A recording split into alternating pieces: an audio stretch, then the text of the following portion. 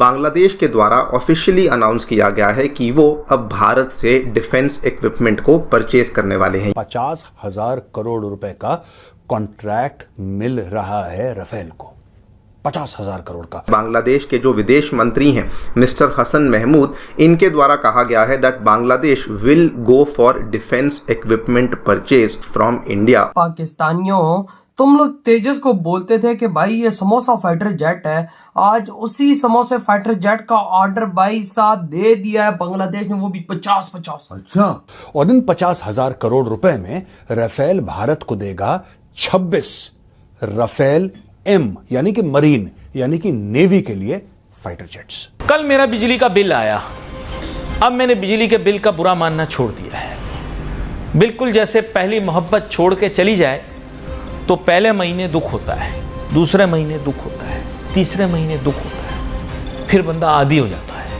उन्होंने कहा कि हम लोग टाटा ग्रुप और महिंद्रा ग्रुप से स्पेशलिस्ट व्हीकल्स को प्रोक्योर करना चाहते हैं। यहां तक कि उन्होंने कहा कि हम लोग भारत के जो तेजस LCA है, कॉम्बैट एयरक्राफ्ट है, उसको प्रोक्योर करना चाहते हैं और इवन जो हमारे ध्रुव हेलीकॉप्टर हैं उसको भी परचेज करने में इंटरेस्टेड हैं। एक इंडिया के अंदर वर्ड यूज किया जाता है मोदी की गारंटी, बांग्लादेश के विदेश मंत्री ने किया है, कोई ऐसे वैसे आके वो टीवी पे नहीं हुआ।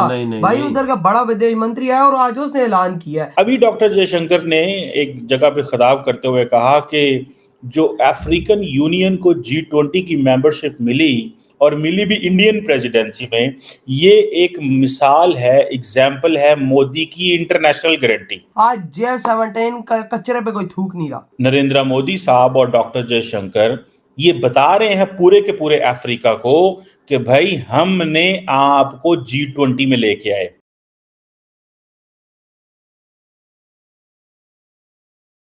नमस्कार दोस्तों, भारत डिफेंस के मामले में काफ़ी आगे बढ़ रहा है, जहां भारत अब बड़ी मात्रा में एक बड़ी डील साइन करने जा रहा है फ्रांस के साथ, जिसमें भारत अपनी नेवी के लिए 22 राफेल फाइटर जेट खरीदने वाला है जो मरीन वेरिएंट के होंगे, जिन्हें हम अपने एयरक्राफ्ट कैरियर में इस्तेमाल करेंगे।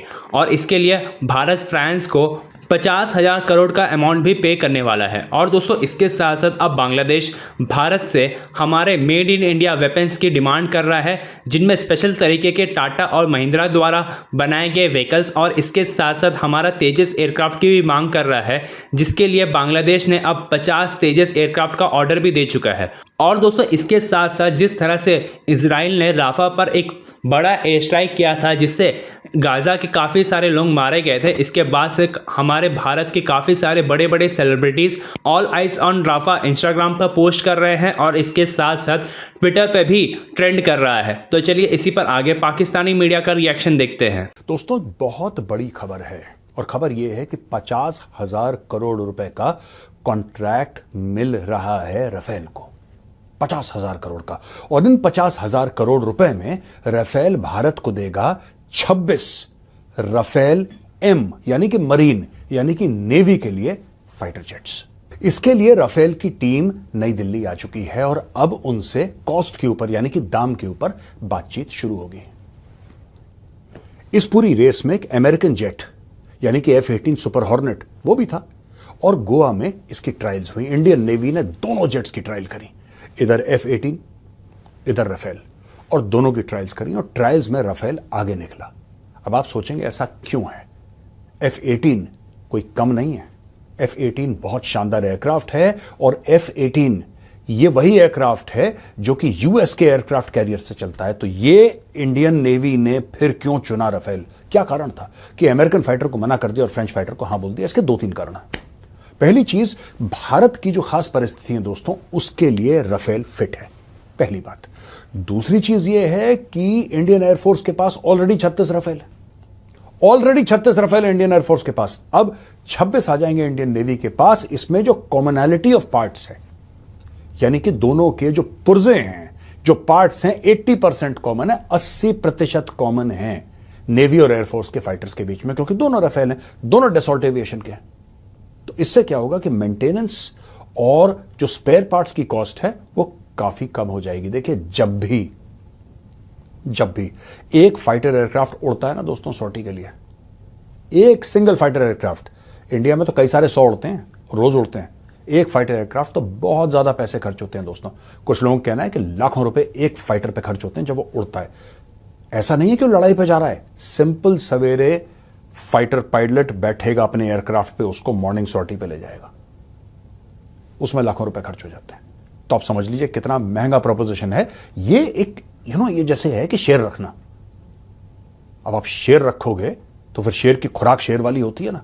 बांग्लादेश भी गिर चुका है भारत के कदमों में। और तेजस, अबे मुझे तो नहीं पता था और भी चीजें भाई साहब। ये इसने भाई इसके विदेश मंत्री ने ऐलान कर दी कि हमें इंडिया से चाहिए, हमें पूरी लिस्ट बना के लेना है। दे दी। पूरी लिस्ट इस टाइम बन चुकी है और वो भाई साहब इंडिया को दे दी गई, हमें ये चाहिए। और आज इसका ऐलान बांग्लादेश के विदेश मंत्री ने किया है। कोई ऐसे वैसे आके वो टीवी पे नहीं हुआ, नहीं, भाई नहीं। उधर का बड़ा विदेश मंत्री है और आज उसने ऐलान किया है। अब हम बात करते हैं जरा पाकिस्तान वाली साइड पे भी आते हैं और जरा बात करते हैं। पाकिस्तानी बड़ा उस टाइम वो भोंगते थे कि भाई तेजस एक समोसा है, तो भाई साहब उस समोसे को फिर बांग्लादेश ने क्यों लिया है?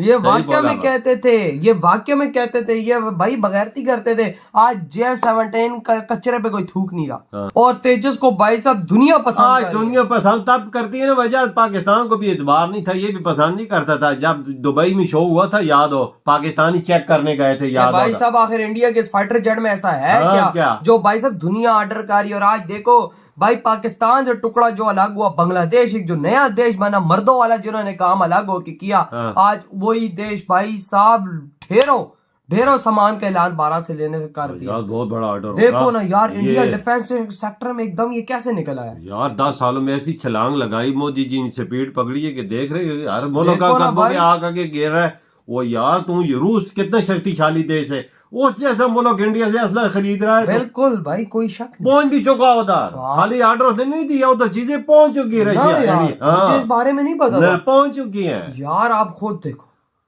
मतलब के आप बांग्लादेश भी आ गई। हाँ। और हमें शर्म आनी चाहिए कि हम लोग भाई साहब बड़ी बातें हाँकते थे, इधर इंडिया ये तो इंडिया वो। आज देखो हमारा बाप पे बना हुआ है पूरी दुनिया का, हमारा तो है ही है, पूरी दुनिया का बना और यार इसराइल जैसा मुल्क, उसने ड्रोन का ऑर्डर दे दिया है। इसराइल जैसा मुल्क इंडिया को कि भाई हमें बना के दो।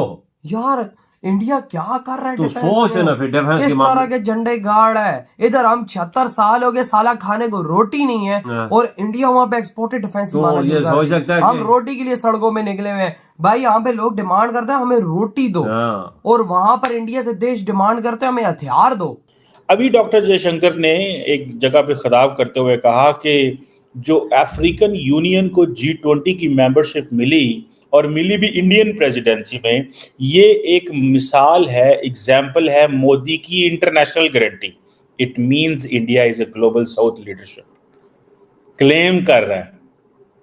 मतलब मोदी की इंटरनेशनल गारंटी क्या है, अफ्रीका को क्या गारंटी हो सकती है? ये क्वेश्चन है कि what would be prime minister Modi's international guarantee to African union?